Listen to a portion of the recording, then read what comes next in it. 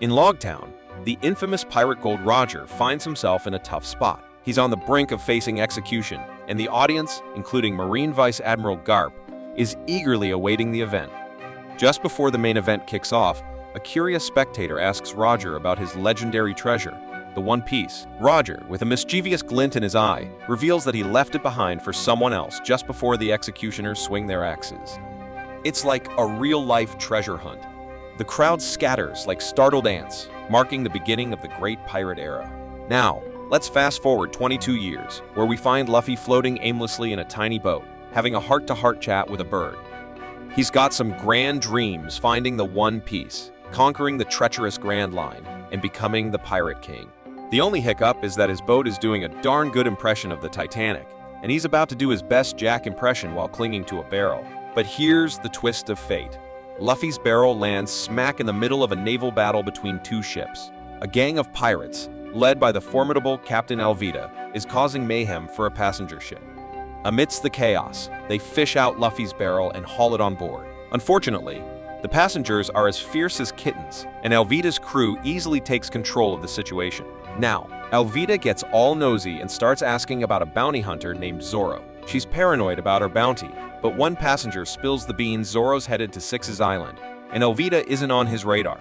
That's every pirate's nightmare. Alvida loses her cool, promptly dispatching the chatty passenger and assigning poor cabin boy, Kobe, to clean up the mess. As evening falls, Kobe's feeling pretty down in the dumps while scrubbing below deck. Suddenly, out pops Luffy from his barrel. Kobe screams like he's seen a ghost, but Luffy clamps a hand over his mouth. Luffy spills the beans about being a pirate himself, leaving Kobe utterly flabbergasted because Luffy seems about as dangerous as a fluffy bunny. Luffy then dives into stories from his childhood, reminiscing about Windmill Village, a place frequented by the Red Hair Pirates and their legendary captain, Shanks, whom Luffy looked up to. Luffy desperately wanted to join their crew, but Shanks kept turning him down, even after Luffy tried to prove his mettle, resulting in a nifty scar under his eye. With the rest of the crew catching some Z's, our dynamic duo sneaks up on deck and heads for the helm. Luffy grabs an oar, but oops, he accidentally rings a bell, making it sound like dinner's ready. The crew is stirred from their slumber, and Alvida thinks Luffy's a bounty hunter, which makes her lose her temper faster than a popped balloon. Her rowdy crew joins the fray, and one of them even takes a shot at Luffy. But here's the kicker: Luffy's body is made of rubber, so he bounces that bullet right back at him. Talk about a stretchy superhero. Luffy shows off his rubbery acrobatics, evading everything the pirates throw at him. It's like watching a zany circus act, and Luffy's the star of the show. Amidst the commotion, Alvida accidentally sets the ship on fire and wrongly accuses Kobe of sabotage. She's out for Kobe's blood, but Luffy takes the hit on his noggin before stretching his arm and flicking Alvida overboard. Splash! Alvida's crew surrenders, and Luffy instructs Kobe to rustle up a boat and some grub so they can make their getaway. Meanwhile, over on Six's Island, Zoro receives an enigmatic invitation from Mr. Seven to join a secret society of assassins. Zoro turns down the offer and disrespects Seven, prompting Seven to retaliate by attacking with his swords. Zoro skillfully defends himself, swiftly defeating Seven by slicing him in half, thereby ending the confrontation. The following day, Luffy and Kobe are on a small boat, and Kobe expresses curiosity about Luffy's body's ability to stretch like rubber. Luffy recounts an incident from a decade ago when he was at a bar with the Red Hair Pirates. He stumbled upon a small box containing an unusual fruit and decided to consume it. Later, a bandit named Higuma and his gang entered the bar, demanding drinks. Shanks offered them the last bottle, but Higuma became belligerent and vandalized the place. Luffy criticized Shanks for not fighting back and attempted to leave, but Shanks grabbed his arm. To everyone's astonishment, Luffy's arm stretched, revealing the impact of the devil fruit he had ingested, granting him unique abilities while rendering him incapable of swimming. Luffy then inquires about Kobe's aspirations, and Kobe confesses his desire to become a Marine. Luffy suggests they head to a Marine base so that Kobe can enlist, and Luffy can acquire a map leading to the Grand Line. Not far from their location, Nami finds herself stranded on a boat with what appears to be a valuable treasure chest. Two pirates approach, and Nami seeks their assistance. They come aboard to inspect the chest, only to discover it empty. Nami had deceived them, swiftly boarding their ship and making her escape. Later, Luffy and Kobe reach Shell's Town and find themselves in a bar where they encounter Zoro and Nami. While Nami flirts with a Marine officer, the bartender's daughter accidentally bumps into Helmeppo, the son of an influential Marine captain. Helmeppo rudely knocks down her snacks, but Zoro intervenes by consuming the snack himself and demanding an apology from Helmeppo. A brawl ensues in the bar, and Luffy is impressed as Zoro subdues everyone using just the hilts of his swords. In the meantime, Nami capitalizes on the commotion, knocking down the Marine officer and pilfering his uniform. Zoro engages in a confrontation with Helmeppo, who proposes a deal to take Zoro to meet his father. At the Marine base, Zoro crosses paths with Captain Morgan and inquires about the bounty on Mr. Seven. However, Morgan informs him that assaulting Marines is a crime punishable by 7 days of imprisonment. Zoro accepts the imprisonment, knowing it will pose a threat to his bounty collection. On the other hand, Luffy devises a plan to infiltrate the Marine base upon spotting a sewer pipe. The following morning, a bound Zoro faces Helmeppo, who taunts him with his own swords and reveals that Morgan intends to keep him imprisoned even after the 7 days have passed. In that moment, Luffy emerges from a sewer grate, encountering Zoro, and extends an invitation to join his crew. Initially hesitant, Zoro eventually agrees after sharing his ambition to become the world's greatest swordsman. Impressed by Zoro's determination, Luffy frees him before returning to the sewer. Inside the base, Nami, concealed in the stolen uniform, stealthily moves around undetected. Upon entering the library, an officer inquires about her presence. Nami claims that Morgan assigned her the task of retrieving a map of the Grand Line. The officer firmly maintains it's impossible to access the vital map stored securely in Morgan's office. However, before Nami can formulate a response, the officer she had taken from earlier reappears on the scene. Reacting swiftly, Nami brandishes her staff and adeptly incapacitates both officers, sending them into a snoring slumber.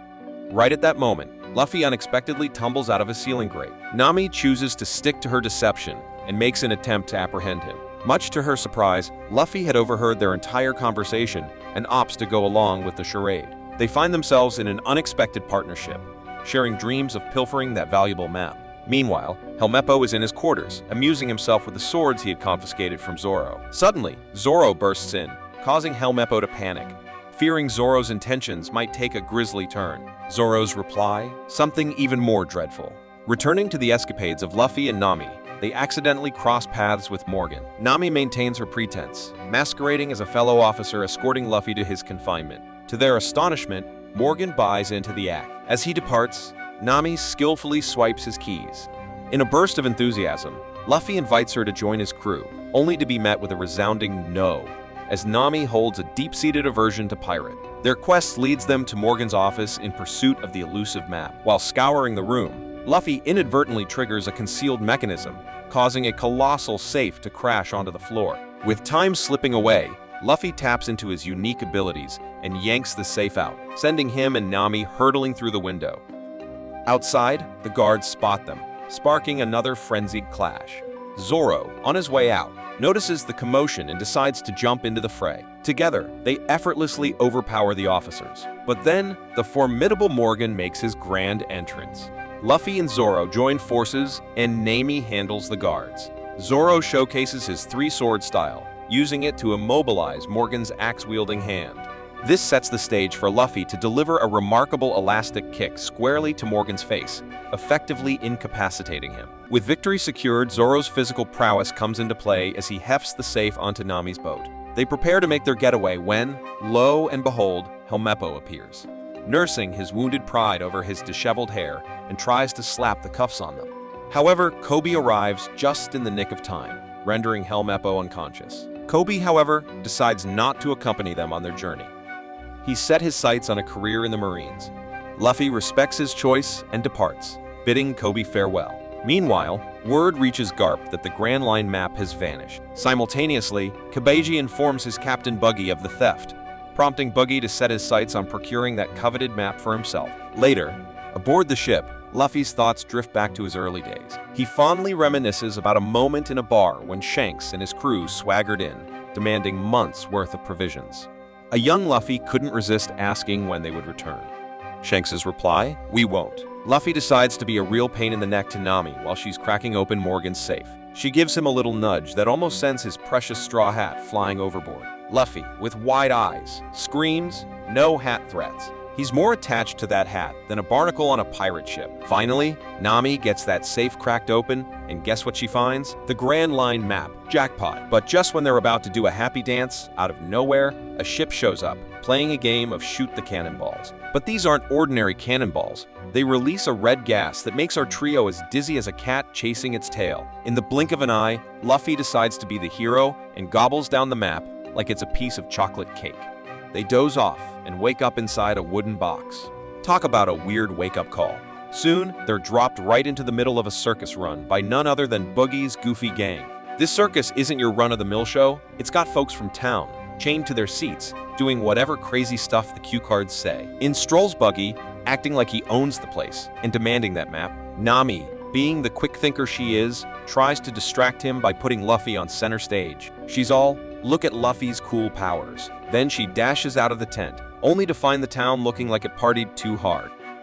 Buggy's pirate gang is chasing her like she's the last piece of pizza. Buggy decides it's time to play capture the Zoro and Nami while he grills Luffy about the map. Meanwhile, in Shell's town, Garp waltzes into the Marine base, and Captain Morgan spins a wild yarn, making himself look like a hero. A bit later, Kobe gets a fancy invite to Garp's office. But guess what? He's called a mole. Why?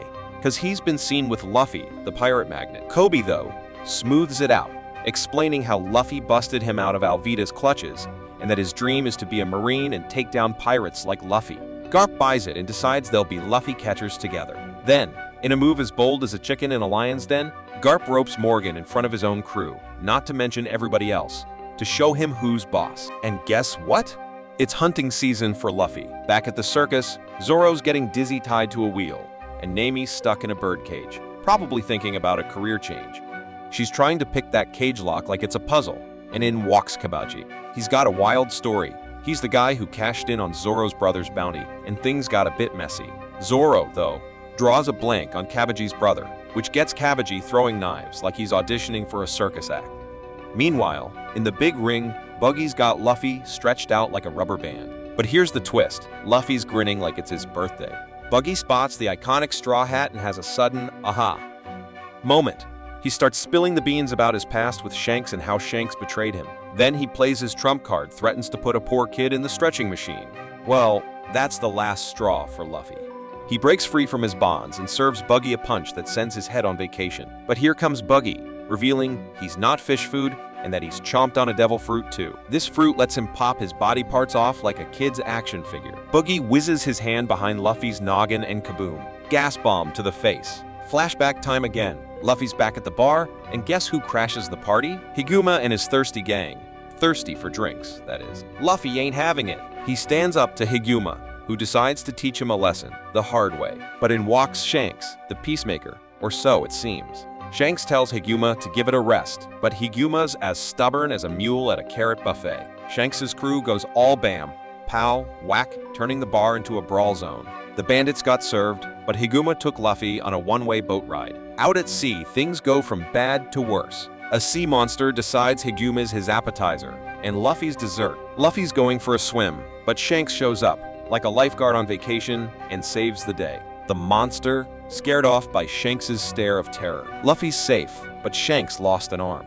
No biggie, he says, cause Luffy's worth it. Back at the circus, Luffy wakes up in a giant fish tank. It's filling up with water faster than a leaky faucet. Over in the knife-throwing room, Zoro's dodging blades.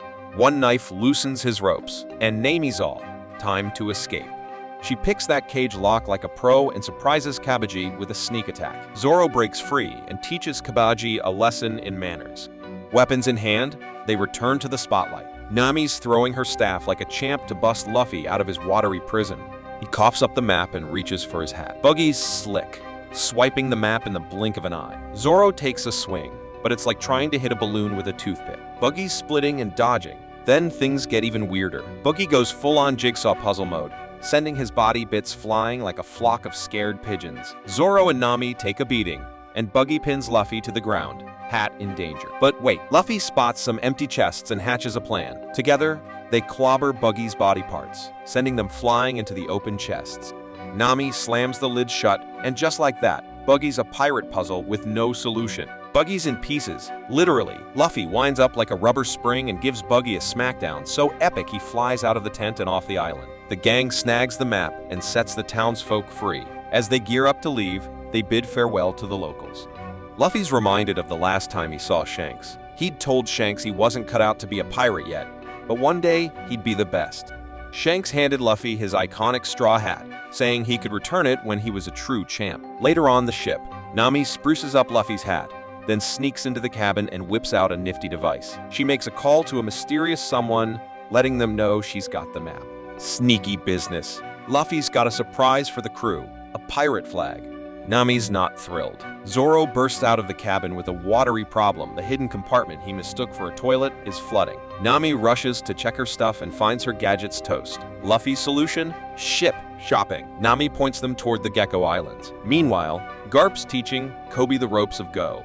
Kobe loses, and Garp's all about speeding things up because pirates are quick thinkers. Helmeppo drops a bombshell they found Luffy's flag near the Gecko Islands. Garp's ready to set sail. Back in Circus Town, Buggy's putting himself back together when a fishy character comes along, saying Arlong wants a word. Buggy doesn't play nice and goes for the stab, but Fish Dude's too fast and gives Buggy a knockout punch. Later, Buggy's brought before Arlong, who wants something valuable. Buggy's got nothing, so he spills the beans about Luffy and the map.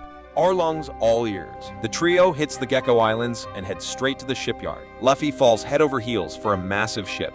Usopp pops up to spill the beans, and we see a flashback Usopp, the boy who cried pirates, used to cause chaos in the village. But now, the villagers know he's full of hot air. Usopp says the ship isn't for sale, but he knows someone who can help. Time to meet her. The gang rolls up to this colossal mansion, and Sham and Bushi, the servant duo, are all like, scram. But then, the big boss lady Kaya waltzes in with her butler Klahadore. She's thrilled to see her buddy Usopp, so she's like, stay for dinner and celebrate my 18th. So, hospitable, right? While the gang's busy raiding the closet for fancy dudes, Luffy leans over to Nami and goes, watch me work my charm and score us a ship from Kaya. Zoro, on the other hand, is playing detective with Kleodore's mug, thinking he looks oddly familiar. But, you know, not Sherlock Holmes level of detective, more like Scooby-Doo level. Meanwhile, Usopp sneaks into Kaya's room with a pearl as her B-Day gift. It's a rock, by the way, but Kaya eats up all his wild stories, like they're caramel candies. Later, Kleodore serves Kaya tea, which is kinda his signature move since her folks bit the dust. And guess what? It's not chamomile. It's, let's just call it special. Dinner time rolls around, and a family lawyer named Mary joins the crew. Kaya's got some health rules, so all she can have is soup. But before she can slurp it up, Luffy hops on the table, turning dinner into a Broadway musical. He's singing for that ship, folks. Kaya tries to chime in but starts a coughing fit, and Kleodore's like, time to bounce. But Kaya saves the day and says, why all can sleep over? Later, in the wine cellar, Mary calls out Klahadore for plotting to snatch Kaya's shipyard. Kleodore denies it and then pulls a flash move, shanking Mary with his claws. Sneaky, right? Meanwhile, Luffy's on a quest for snacks. Zoro wants a drink, and Usopp's got the booze hookup. They hit the kitchen, and Usopp spills the beans about his pirate dad ditching him when he was a tot. Then he drags Zoro to the wine cellar, where Luffy's not so secretly inhaling all the soup. On another floor, Nami's in stealth mode, pinching valuable stuff. When she hears a sound, she tries to sneak back to her room, but oops, ends up in Kaya's quarters. Kaya's no dummy. She knows what's up, but invites Nami for a chit-chat anyway.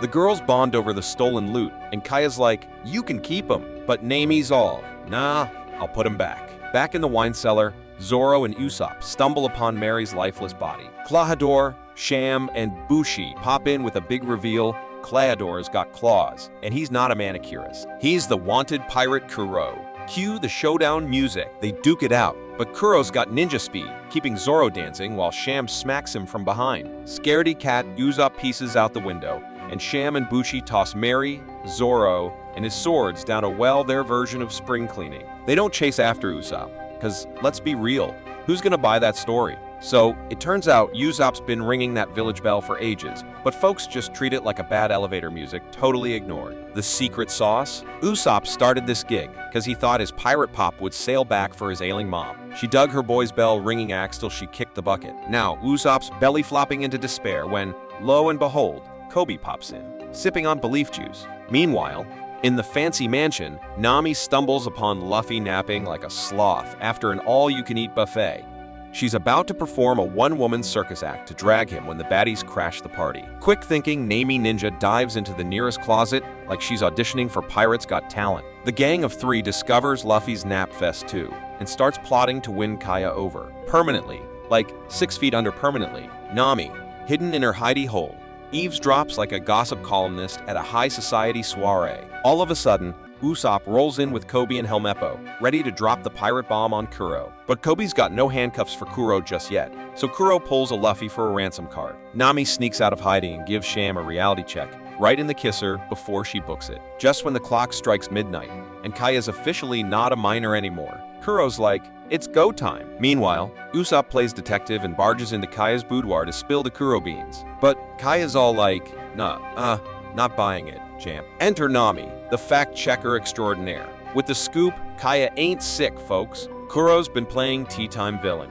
Kuro slams the mansion into security mode. Kaya finally gets with the program Usopp's a truth teller. Usopp, Nami, and Kaya go on a tunnel adventure like amateur treasure hunters in a funhouse. Kuro, lurking in the shadows, tries to turn them into wall art with his pointy objects, but they dodge like they're in a dodgeball championship, then try to magic the mansion back to normal with a handy-dandy switch. Of course, it only flickers the lights, and Kuro's all, I spy with my evil eye. Meanwhile, back in the well, Zoro's waking up from his nap and reminiscing about the good old days at sword school.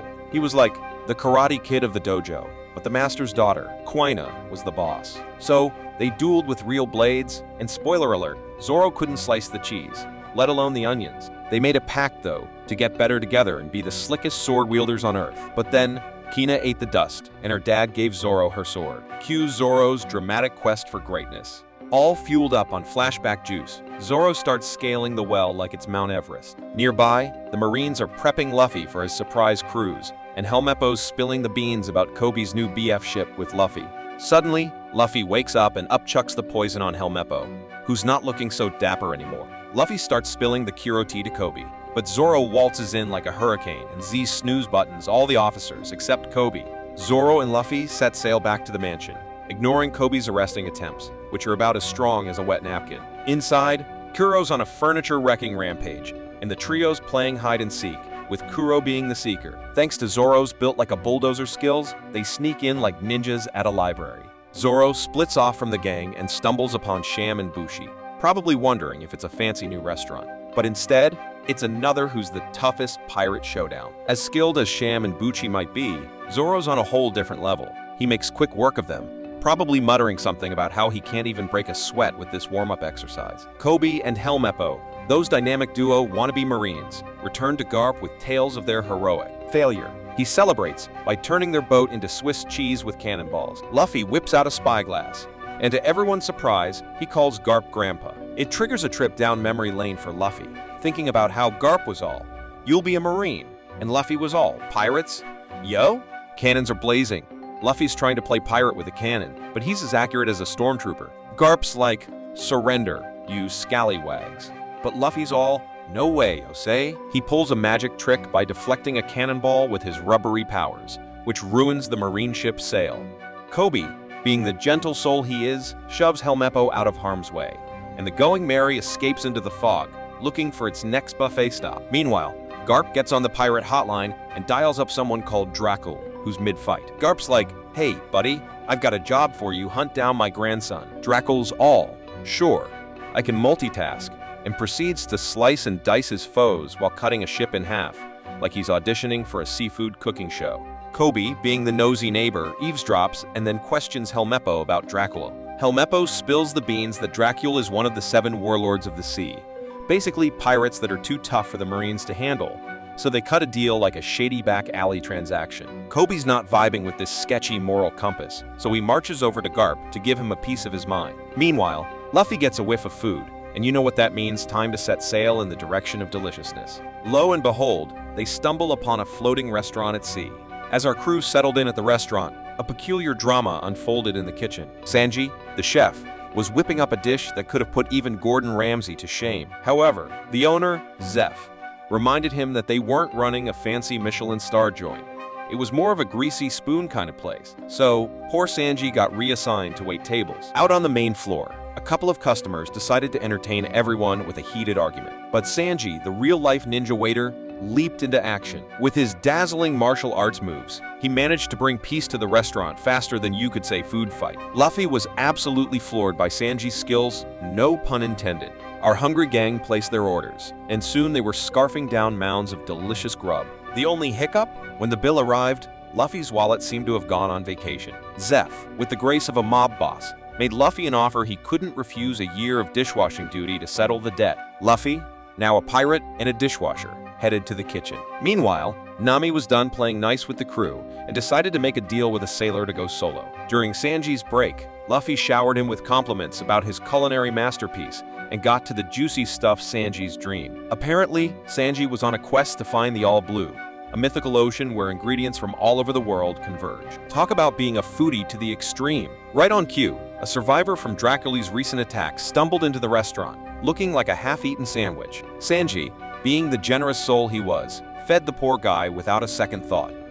Luffy, now a dishwasher and a food critic, was seriously impressed and popped the big question: join my pirate crew? But Sanji, alas, had a debt to repay to Zeph, and turned down the offer faster than a waiter swiping a tip. Just when things couldn't get more dramatic, Dracul himself waltzed into the restaurant, asking about Luffy like he was ordering dessert. Zoro, our resident swordsman, threw down the gauntlet: a duel at dawn with Dracul, the world's greatest swordsman. Cue the epic showdown music. But here's the kicker. Dracul initially thought Zoro was a pushover and pulled out a tiny dagger, swatting away Zoro's attacks like pesky flies. But when he saw the fire in Zoro's eyes, figuratively, of course, he decided it was time to get serious. Out came the real sword, and before Zoro could even say "I should have stayed in bed," he was down for the count. Dracul, perhaps bored with the whole affair, spared our intrepid gang and sauntered away. Back at the restaurant, Zoro was in bad shape. Luffy demanded a doctor, but instead Zeph the chef, with a heart of gold, offered to patch him up. Who knew a good cook could moonlight as a surgeon? Meanwhile, Dracul met with Garp and played the "I let Luffy go" card, reminding him who was boss. Little did they know, Kobe was eavesdropping on their chat. After Dracul left, Garp, in a fit of rage, decided to redecorate his office, and not in a good way. Luffy and Sanji sit in a lively restaurant, chatting away. Luffy's curiosity gets the best of him, so he asks Sanji, "How did you meet Zeph?" Sanji's eyes light up with a tale to tell. You see, Zeph wasn't always a restaurant owner. Once upon a time, he sailed the seas as a pirate, and one fateful day, his pirate crew clashed with a ship where young Sanji worked as a cook. Now, picture this: Zeph swaggering into the kitchen, Sanji trying to protect his culinary creations, and suddenly, a colossal wave sending their ship to the depths. Moments later, Sanji wakes up to find them marooned on a sea surrounded rock. Zeph, showing his heart of gold, brings out 2 bags of salvaged ship food. He gives one to Sanji and keeps the bigger share. Then, he sends the boy to the other side of the rock. With days turning into weeks, Sanji becomes a food rationing expert, even if it means eating stale bread. But on day 25, hope appears on the horizon in the form of a passing ship. Sanji shouts for help, but a raging storm muffles his cries. Day 70 rolls around, and hunger gnaws at his resolve. He reaches for the second bag, only to uncover a stash of treasure. Here's the twist: Zeph, to save Sanji from desperation, pretended to munch on his own leg, all while they were surviving on the rocky island. Their unlikely journey reaches its end on day 85 when rescue finally arrives. Now, switch scenes to a bustling restaurant. Arlong and his tough gang burst in, making a scene and sending customers scrambling. They demand information about Luffy, and sharp-eared Nami overhears their sinister chatter. Amid the chaos, Zeph attempts to appease the unruly visitors with a hearty meal. Nami, however, races to warn Luffy. But our captain, ever loyal, refuses to back down. He's determined to defend the restaurant as a token of gratitude to Zeph. Luffy, fueled by his unwavering spirit, confronts Arlong, who has an unsettling surprise Buggy's head in a bag. It turns out that Buggy had left an ear hidden inside Luffy's hat, spying on them all along. Arlong demands the map, and Luffy, never one to back down, challenges him to a showdown. Zeph intervenes, firing a shot that does nothing to deter the fishy foes. Instead, Zeph takes a tumble from their blows. In a flash, Sanji jumps into action, using his martial arts prowess to battle the henchmen. But, alas, even his impressive skills meet their match, and he's overpowered. With the odds stacked against them, Luffy steps up to face Arlong. But there's a catch: Arlong's a fishman, tough as nails. Luffy's punches feel like feathers against his formidable foe. Just when all seems lost, Nami steps onto the scene, revealing her hidden alliance with Arlong. She bears a tattoo as proof and admits to having the map. Arlong hurls Luffy into the sea and makes off with Nami, leaving our captain to a watery fate. Luckily, Sanji swoops in for the rescue. After this close shave, Sanji heads back to the restaurant and finds himself in a heated argument with Zeph. Zeph's got different plans for Sanji's future, but our spirited cook has dreams of his own to pursue. Meanwhile, Luffy and Usopp reunite with their ship and get some fantastic news. Zoro is finally awake and ready for action. They prepare for a rescue mission to locate Nami, and they're not going alone. Sanji decides to join the crew as the ship's cook, but not before bidding a heartfelt farewell to Zeph, the man who's been a father figure to him. And here's an interesting twist. Luffy has a unique souvenir from Arlong, none other than Buggy's head. Now, Buggy isn't one to stay quiet, so Zoro keeps him in check by threatening to toss that noggin into the deep blue sea or locking it up in a barrel. Meanwhile, Nami isn't having a walk in the park either. She tails Arlong and his gang all the way back to the Konami Islands. That's where you'll find Arlong's top-secret headquarters and, Buggy's body. But these islands aren't your run-of-the-mill islands. They hold a special place in Nami's heart. You see, this is where Nami grew up. Nami's always been fascinated by maps and navigation, but books were as rare as a pirate's honesty. So, one day, she swiped a book. When Belmere caught her, things got heated, and Nami uttered some hurtful words. But Belmere, the wise woman she was, shared a story about her past as a marine. She stumbled upon two frightened little girls after a fierce clash with pirates and decided to give them a loving home. Since that day, she knew her mission was to raise those kids right. To make amends for the book incident, Belmere sent Nami to return it. And here's where it gets intriguing. The local sheriff didn't punish her. Nope, he struck a deal books in exchange for chores. But then, chaos erupted. Arlong and his crew invaded the village, causing havoc, destruction, and harm to everyone, including the sheriff. In the present, Nami hands over the map to Arlong, and he sends her to the village to collect the monthly tribute. Luffy's crew reaches Konami Island and finds it in ruins, all thanks to Arlong's havoc. They witness Nami collecting the tribute, even though the villagers don't have enough to pay. The only one who resists is her sister, Nojiko, who bravely spits on the ground before leaving. After taking the money, Nami spots Luffy and the gang and tells them to buzz off because she doesn't need their help. Undeterred, Luffy declares he won't give up and seeks out Nojiko for answers. Nojiko meets the group with a weapon, but Sanji calms her down with the promise of a meal. Impressed by the delicious food, Nojiko spills the rest of the story. When the pirates came to the village, Belmere hid his daughters in the basement before Arlong arrived for his tribute. Belmere could only pay for one person, but Arlong noticed 3 dishes on the table and attacked Belmere, demanding more. The girls jumped to their mother's defense, and Belmere told Arlong that the money would serve as the girls' tribute. Since she couldn't pay for herself, Arlong took her life. After hearing this heart-wrenching tale, Luffy is even more convinced that Nami can't be evil, and something's amiss. Meanwhile, Nami returns to Arlong, who's in the middle of a party. She wants to discuss their deal, but their conversation is abruptly interrupted by Marine Captain Nezumi, who's come to collect the usual bribe to turn a blind eye to Arlong's crimes. Nami overhears it all, and after Nezumi departs with the money, she tells Arlong she's finally gathered enough cash to end their agreement, and Arlong agrees. However, after Nami sets off to retrieve the money, Arlong sends Nezumi after her. Nami then goes to her mother's grave to unearth a chest full of all the things she's stolen over the years. Nojiko finds her and confronts her for disrespecting their mother, prompting Nami to confess. After their mother's passing, Nami went to Arlong, and they struck a deal.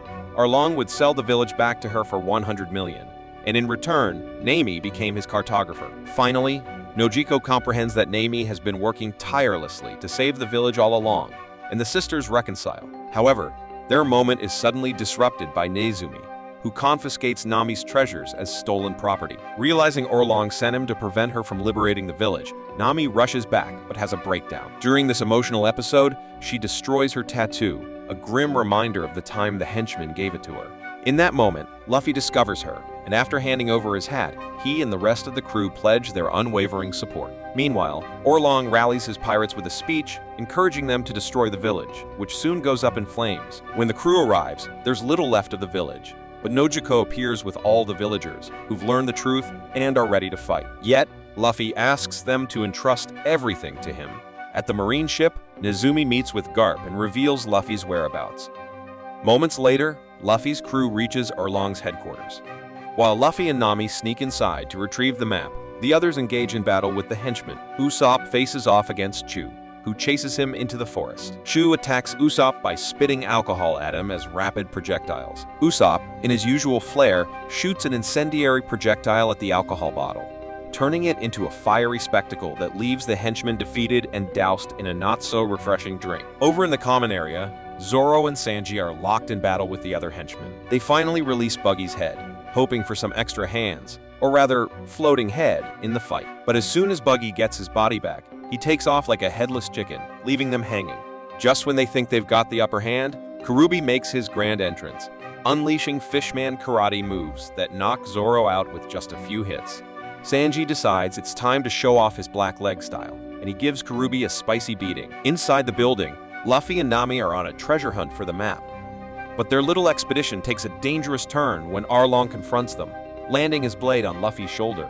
Luffy, being the resourceful rubber man he is, quickly breaks the blade and orders Nami to take a rain check so he can tango with Arlong. Luffy throws some punches, but it turns out Arlong has a dental plan that makes his teeth grow back faster than a rabbit on a carrot binge. So, Luffy decides to give the building a makeover, starting with some well-placed punches. He even uses a special technique to play drag the fishman through several floors, turning the building into a real fixer-upper. The gang outside is fretting over Luffy's antics, fearing for his safety. But worry not, for Luffy emerges from the rubble like a victorious, albeit slightly battered warrior. Evening plans for a village celebration are back on.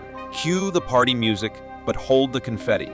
The Marines crash the party with all the subtlety of a bull in a china shop. Garp, the grand poobah of this Marine rendezvous, orders his crew to nab Luffy's gang. However, Kobe and Helmeppo decide it's time for some employee benefits by refusing to follow orders. Garp isn't too thrilled about this insubordination and decides to take matters into his own hands. Literally, he picks up Luffy for a heart-to-heart, or rather, fist-to-fist. A fierce showdown unfolds, but Luffy soon realizes he's in deep water with Garp. The old Marine doesn't mess around and tells Luffy to throw in the towel, but our stubborn captain, in the face of adversity, laughs it off and reminds Garp of the legendary Gold Roger's execution. Garp, surprisingly, joins in on the laughter. Suddenly, Garp releases his grip on Luffy and switches sides, ordering his men to arrest Arlong's gang instead. It's revealed that Garp was giving Luffy a litmus test to ensure he's ready for the high seas. The next morning, Nami bids a heartfelt goodbye to her mother's resting place and her sister. She reveals a new tattoo Nojiko gave her, covering up the old painful one. As they prepare to set sail, Kobe pays Luffy a visit to deliver some surprising news. Luffy's been awarded a bounty of 30 million, making him the hottest ticket in East Blue. As the news of their adventures spreads across the seas, Luffy and his crew finally accept their destiny as a bona fide crew, ready to tackle whatever the Grand Line throws their way. And with that, they set sail, leaving a trail of laughter and chaos in their wake. Thank you for watching, and please subscribe Mango Recap for more video like this and help the channel grow.